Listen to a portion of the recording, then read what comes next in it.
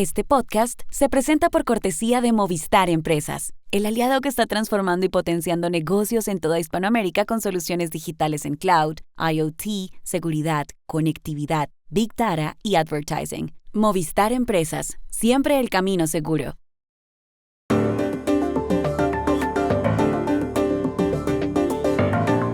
Donald Trump dijo ayer que los aranceles a vehículos y productos extranjeros empezarán la próxima semana. ¿Cómo será el asunto? México va a ser el país latinoamericano más afectado por la política comercial del presidente de Estados Unidos. Concretamente, ¿cómo?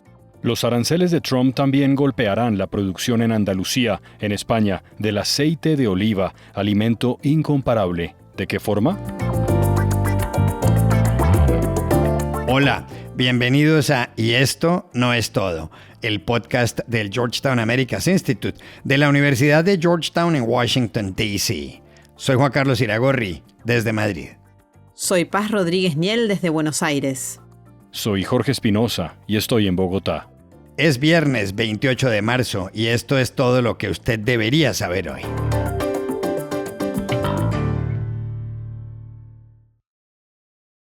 El miércoles, el presidente de Estados Unidos, Donald Trump, hizo un anuncio que cambiará el comercio mundial, afectará a miles de millones de personas y tendrá consecuencias políticas imprevisibles.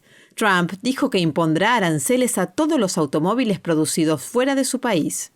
En una comparecencia ante los medios de prensa en la Casa Blanca, el presidente explicó que los aranceles serán del 25%, pero que si los vehículos son ensamblados en territorio estadounidense, no habría ningún tipo de tarifa o de gravamen.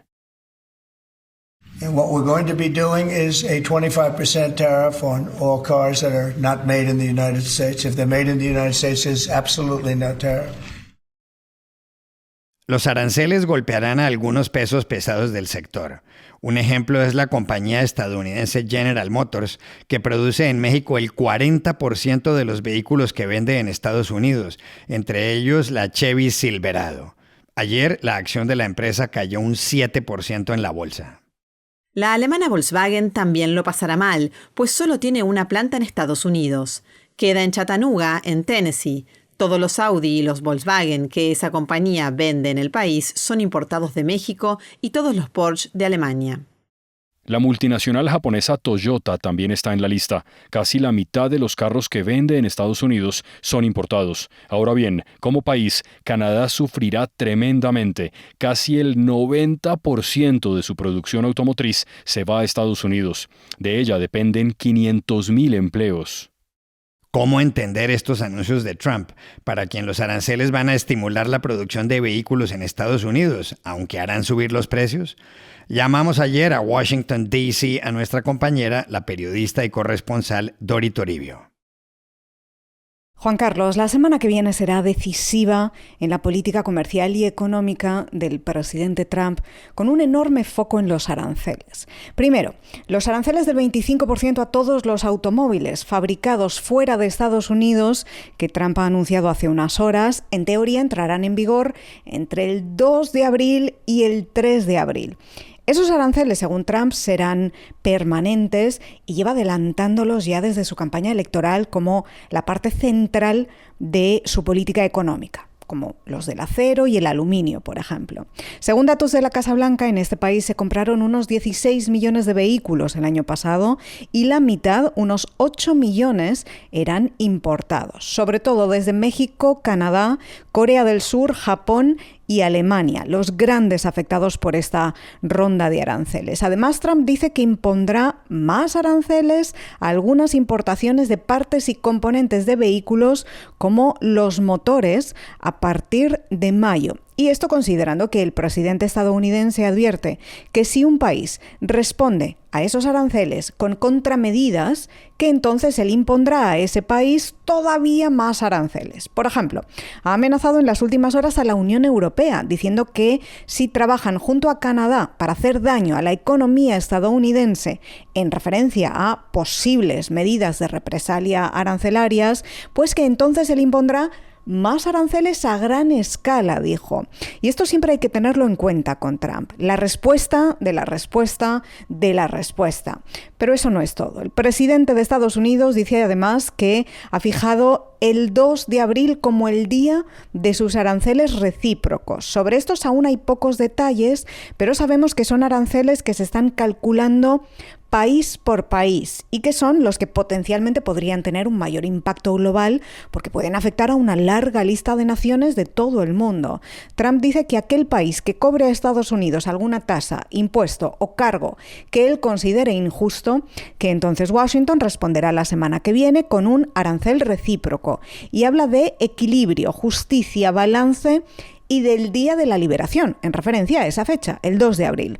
Todo esto además cambiaría las normas del comercio global que conocemos hasta ahora. Por eso algunos países amenazan con denunciar al gobierno de Estados Unidos ante la Organización Mundial del Comercio entonces.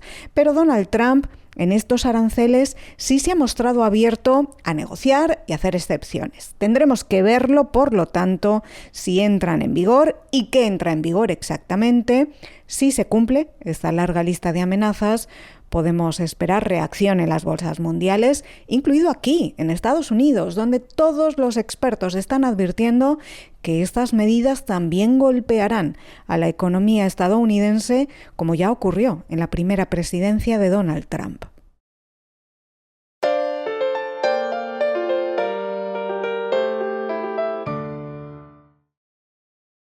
La política de aranceles que ha anticipado el presidente de Estados Unidos, Donald Trump, impactará naturalmente a América Latina, pero en especial a México, que con 130 millones de habitantes es el país más poblado de Hispanoamérica.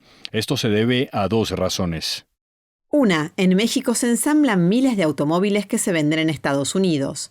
Y dos, en los dos países y en Canadá rige un tratado de libre comercio, el TEMEC, ahora olvidado. Tanto que Mark Carney, primer ministro canadiense, dijo ayer que Estados Unidos ya no es un socio confiable. Ayer la presidenta mexicana, Claudia Sheinbaum, se refirió a los aranceles descritos por Donald Trump en la Casa Blanca. En el Palacio Nacional, en Ciudad de México, la presidenta aseguró que la respuesta de su gobierno se conocerá el jueves que viene. Y el 3 de abril estaremos dando una respuesta integral de lo que va a hacer México frente a esta nueva situación. Y eso no quiere decir que el 3 de abril se cierran las puertas del trabajo con Estados Unidos. Siempre vamos a buscar lo mejor para México en este momento.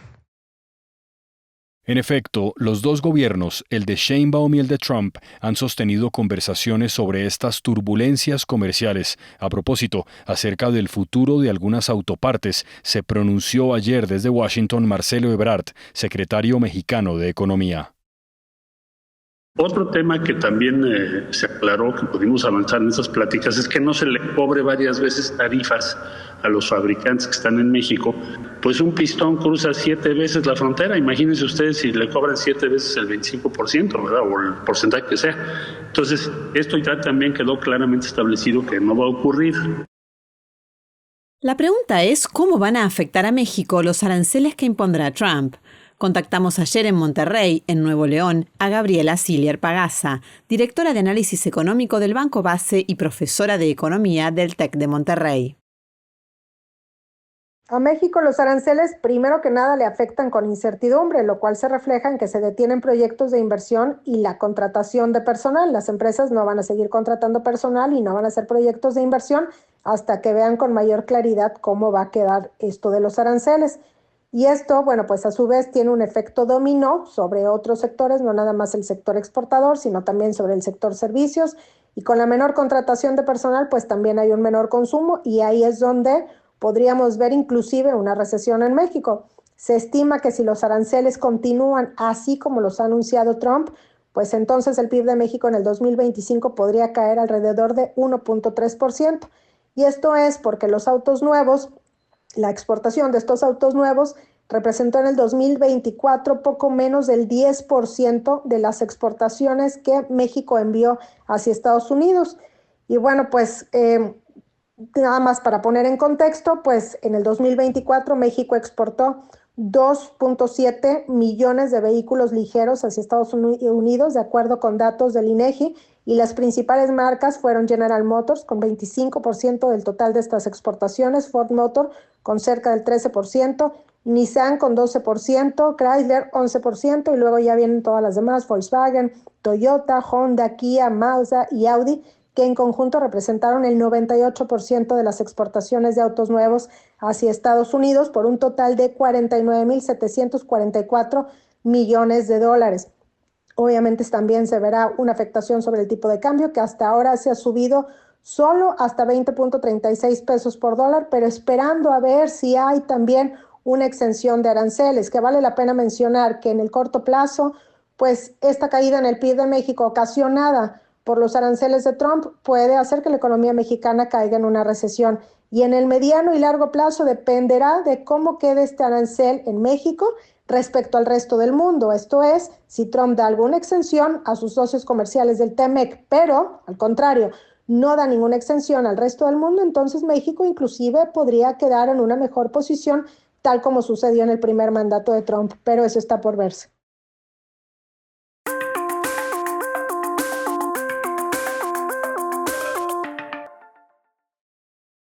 Este podcast se presenta con el apoyo del Grupo Tecnoglass, el poder de la calidad.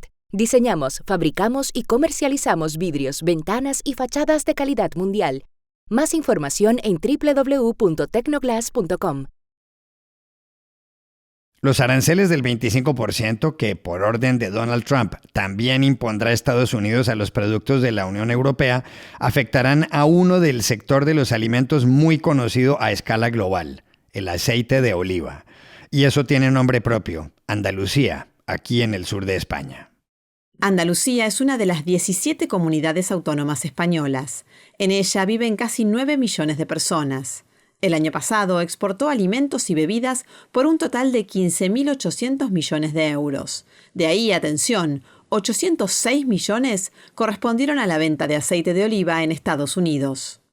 Ahora resulta que los aranceles de Trump pueden perjudicar gravemente allá la producción de ese alimento incomparable, con más de 6.000 años de antigüedad. ¿De qué forma? Hablamos ayer en Málaga con Juanjo Madueño, corresponsal de la edición de Andalucía del diario ABC. Ese arancel del 25% que ha anunciado el presidente de los Estados Unidos sería un golpe económico, pero también social, muy importante para Andalucía. Y hay que poner las cosas en contexto. Andalucía es la región que más aceite de oliva produce de Europa y casi del mundo. Y solamente hay que mirar un dato. Jaén, una de las 8 provincias andaluzas, produce en un año bueno de lluvias 670.000 toneladas de aceite de oliva. Es decir, esa cantidad es la misma que producen Italia, Grecia y Túnez en un año. Es decir, solamente una de las 8 provincias de Andalucía ya produce más aceite de oliva que los 3 países con mayor producción por detrás de España en el mundo. A eso hay que sumarle la producción de las otras 7 provincias, que es menor. Jaén es el gran olivar andaluz, es menor, pero en total llegan a más de 1,5 millones de toneladas. Y ese arancel a todo ese volumen de aceite, pues claro que sería un golpe económico importante, y así lo denuncian las organizaciones agrarias. Pero también sería un golpe social, porque todo eso tiene un contexto social y tiene una gente que trabaja para el olivar y tiene una gente que trabaja para generar aceite de oliva. El 26% de la superficie agraria andaluza es olivar y el 32% de la mano de obra que se contrata en el campo se contrata en el olivar. Hay 350.000 agricultores dedicados al olivar, que a su vez contratan 32 millones de jornales, es decir, son peonadas diarias, contratos de trabajo diarios a miles de personas para la recolección de la aceituna en los meses de cosecha para poder generar el aceite de oliva. Y en la industria de transformación, en las almazaras, etcétera, hay otras 15.000 personas empleadas en Andalucía. Por tanto, no solamente sería un golpe económico importante ese arancel, como denuncian las organizaciones agrarias, sino también sería un golpe social importante para todas esas familias que tienen en el aceite de oliva su forma de vida. Y estas son otras cosas que usted también debería saber hoy. 3 noticias de ayer para empezar. La primera, los líderes de la Unión Europea, reunidos en París por invitación del presidente francés Emmanuel Macron, concluyeron que no es el momento de levantar las sanciones a Rusia. La segunda, Carlos Cassinelli, uno de los médicos que le hicieron la autopsia a Diego Armando Maradona, dijo en Buenos Aires que el jugador tuvo una muerte en agonía en noviembre de 2020. Finalmente, el rey Carlos III de Inglaterra, de 76 años, volvió a la London Clinic para una revisión por los efectos secundarios de su tratamiento contra el cáncer. La secretaria de Seguridad Interior de Estados Unidos, Kristi Noem, intercambió ayer en Cartagena impresiones sobre migración y narcotráfico con el presidente de Colombia, Gustavo Petro. Poco antes, firmó un documento de colaboración con la ministra colombiana de Relaciones Exteriores, Laura Sarabia.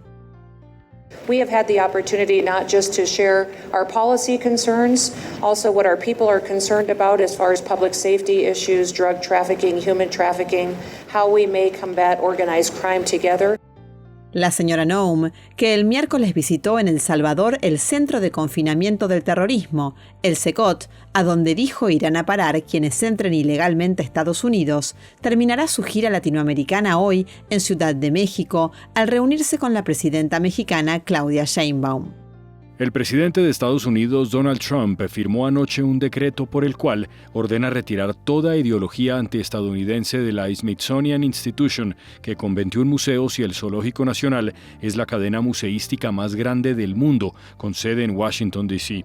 El decreto, titulado Restoring Truth and Sanity to American History, restaurando la verdad y la cordura en la historia estadounidense, designa para esa tarea al vicepresidente J.D. Vance. Y aquí termina Y esto no es todo, donde siempre habrá más. En la producción estuvo John F. Burnett. Pueden suscribirse a este podcast en nuestro sitio web y esto no es todo.georgetown.edu, seguirnos en nuestras cuentas de X y de Instagram, @y esto no es todo, y buscarnos en nuestro canal de YouTube. Gracias por oírnos. Chao. Hasta la próxima.